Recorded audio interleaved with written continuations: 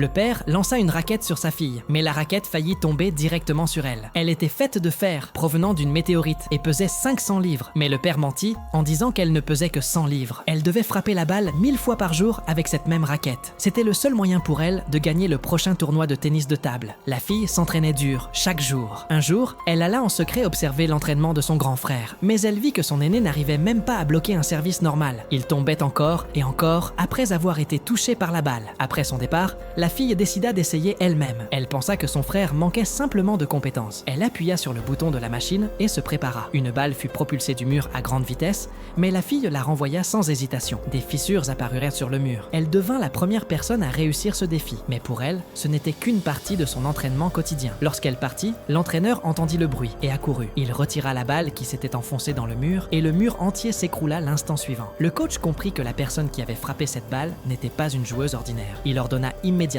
trouvez-la. Si elle rejoint l'équipe, nous gagnerons sûrement le championnat du monde de tennis de table. Le jour du match, le coach entra sur le terrain avec son équipe. Mais il ne savait pas que celle qu'il cherchait faisait déjà partie de son équipe. La même fille du village que tout le monde croyait faible. La fille ne se souciait de la vie de personne. Elle savait qu'il était temps de prouver sa force. La règle du premier round était de casser des bouteilles avec la balle. Celui qui en cassait le plus gagnait. Son adversaire passa en premier. Il frappa la balle si fort qu'il brisa toutes les bouteilles en un seul coup. La foule éclata en applaudissements. Puis vint le tour de la fille. Elle n'arrivait même pas à tenir correctement sa lourde raquette. Aucune bouteille ne se brisa. Tout le monde se mit à rire. On lui dit d'abandonner. Même les adversaires se moquèrent du coach, disant qu'il ne lui avait rien appris. Mais la fille n'abandonna pas. Peu à peu, elle dépassa tous les autres et atteignit la finale. Cette fois, elle jeta sa raquette de 500 livres et en prit une normale. Son adversaire se mit à rire, pensant que c'était une blague. Mais sans dire un mot, la fille frappa la balle de toutes ses forces. La balle alla si vite que son adversaire fut projeté à 300 mètres. Il fut grièvement blessé et ne put continuer le match. Et à la fin, cette fille du village devint la championne.